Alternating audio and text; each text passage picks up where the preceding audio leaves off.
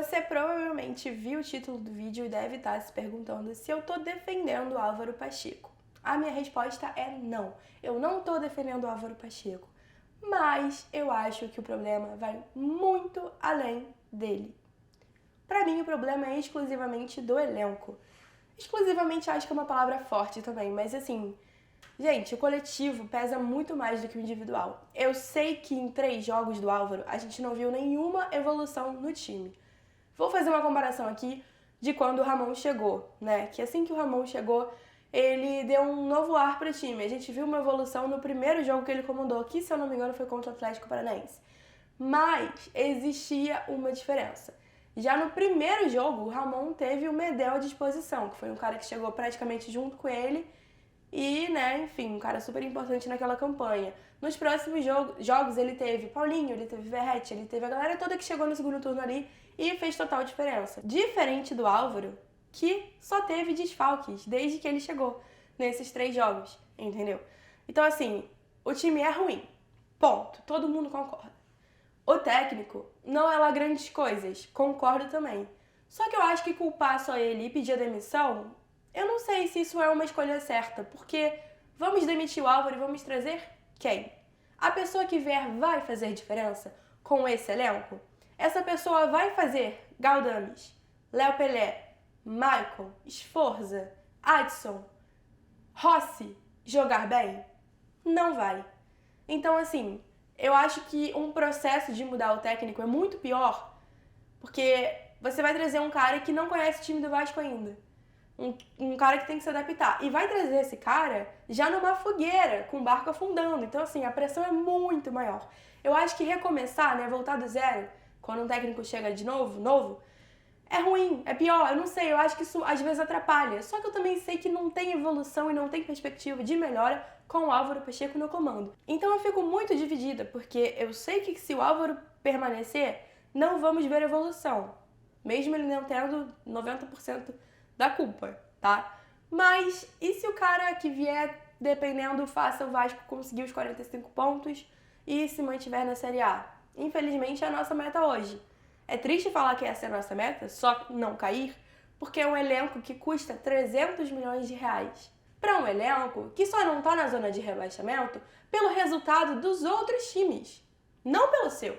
Então, assim, a gente tá vendo que tudo culmina para ser um 2023.2. Até pior, porque o Vasco com 300 milhões conseguiu piorar o que já estava ruim no ano passado. A diferença foi que na segunda janela de transferência, como eu falei um pouco antes, Medel, Verratti, a galera ali chegou até o Ramon e conseguiu ficar. Mas a gente não vê, a gente não olha para a janela de transferência desse ano e imagina que vai acontecer a mesma coisa. Porque a gente só tem como grande nome até agora o Coutinho.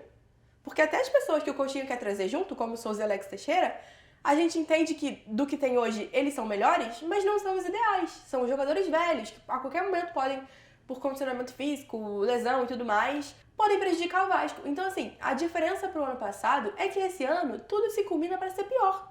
Porque a gente não tem perspectiva de melhora e a gente não tem nomes bons nessa janela de transferência, como a gente teve ano passado, que possam dar um ar de esperança, de sentido pra gente, torcedor.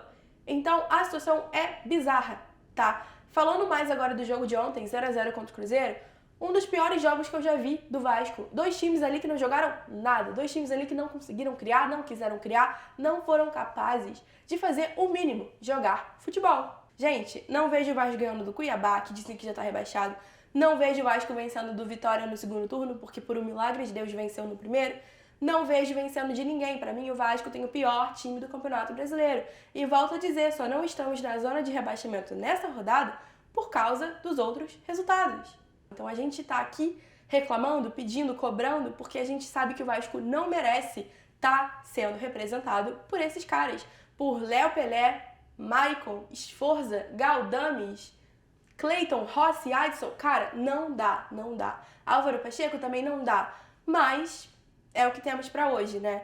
Bom, o Vasco não tomou gols nesse jogo contra o Cruzeiro. Não vou chamar isso de evolução e nem de melhora, tá? Pra mim foi muito mais sorte do Cruzeiro não estar bem. Porque o Cruzeiro também não é aquele time mil maravilhas, a gente sabe. Mas é um time superior ao do Vasco e eu esperava que fosse um jogo, pelo menos, com mais emoção da parte deles. Do Vasco eu nem esperava nada, esperava pior. E eles entregam sempre o que a gente espera. mas o Cruzeiro esperava algo melhor. Então, assim, pra mim foi muito mais um desvio ali do comum do que uma evolução na defesa, de melhora. Mas é um jogo que a gente não tomou gol, né? Depois de 2 jogos seguidos sofrendo 8 gols e 60 finalizações. Então, vamos ver como é que o Vasco se porta diante do Juventude, né? Que é um time que hoje, pra mim, é superior ao do Vasco, assim como todos os outros. Eu fico bem dividida nessa questão de Álvaro Pacheco, porque, como eu falei, pra mim pode trazer quem quer que seja, não vai mudar, não vai fazer Galdame jogar bola, Rossi, Adson, essa galera toda, mas a gente também não vê evolução no Álvaro, então, de repente, sei lá, a solução seja realmente demitir ele, e eu que não tô conseguindo analisar bem isso, mas é o que eu tô falando.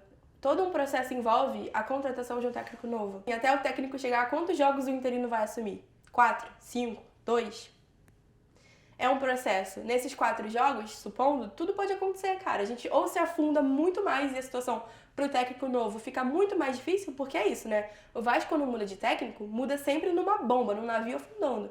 Então a gente também cobra tanto do técnico, mas esquece que o barco já foi dado pra ele de uma maneira péssima. Assim como o Álvaro, entendeu? A diferença é que o Álvaro, pra mim, não era o nome ideal. Não no sentido dele ser ruim, bom. Não tô falando isso. Eu tô falando da questão de que o Vasco trouxe um cara novo na área, 6 anos de experiência, um cara que estava no futebol português e foi sua única experiência da vida, portanto, não conhecia o futebol brasileiro, não conhecia os jogadores do Vasco e foi jogado nessa bomba aí e tá sendo, né, massacrado pela torcida, com ou sem razão, não vou entrar nesse mérito, mas a questão é, o cara não tem culpa do que tá acontecendo, culpado foi quem contratou ele. Pedrinho tá longe de ter essa culpa, mas o Pedrinho tem que agir. Ele, como presidente do Vasco, não pode ficar esperando a liminar ali da 777 sair pra ver se ela vai comandar ou não o Vasco e tudo mais e deixar o Vasco nessa onda, entendeu? Tipo, não rola, porque 9ª rodada, a gente vai pra 10ª, tipo, daqui a pouco metade do brasileiro já foi e o primeiro turno acaba. E aí, qual vai ser a posição do Vasco? Qual vai ser a situação? Vai ter volta? Infelizmente, a nossa meta hoje é se manter na Série A. Então, se for para demitir o Álvaro e trouxer um técnico que pelo menos vai fazer 45 pontos, show!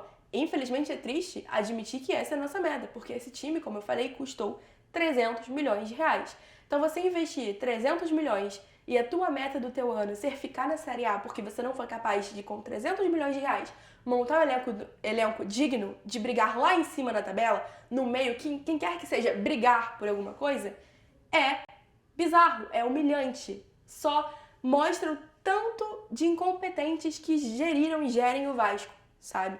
É aquilo, o Vasco tem a pior SAF. Isso foi mais do que comprovado. Então a gente tem que culpar quem vendeu o Vasco para essa SAF.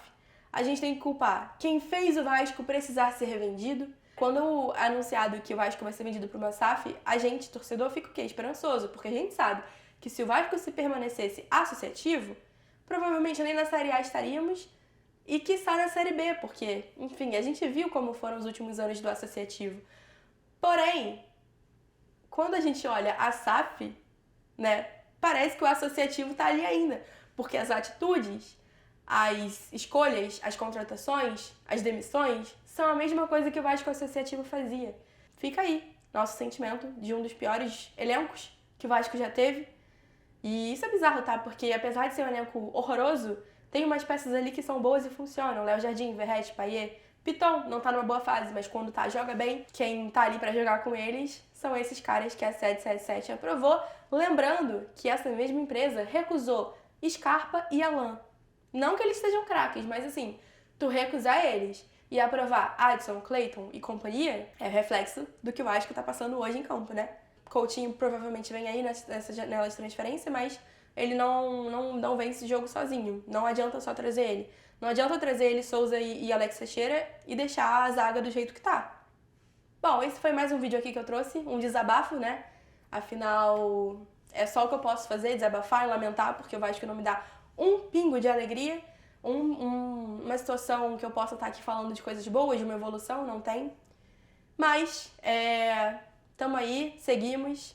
Tô lembrando a vocês aqui também que tem vídeo todo dia aqui no canal, então se você não se inscreveu, se você achou que eu tô falando besteira, ou se você concordou comigo também, deixa aqui nos comentários. Eu adoro debater sobre o Vasco e ouvir opiniões e também assimilar coisas novas, porque às vezes eu também tô indo por uma linha de raciocínio talvez errada, ou talvez não esteja abrindo essa linha de raciocínio. Então, deixa aqui nos comentários se você concorda comigo, o que você acha que é a solução para esse segundo turno, para essa continuação de primeiro turno, demitir o Álvaro, permanecer com ele. E lembrando também, se você quiser me seguir nas redes sociais, Juliana Macedo 4, não se esqueça de se inscrever no canal. Até o próximo vídeo.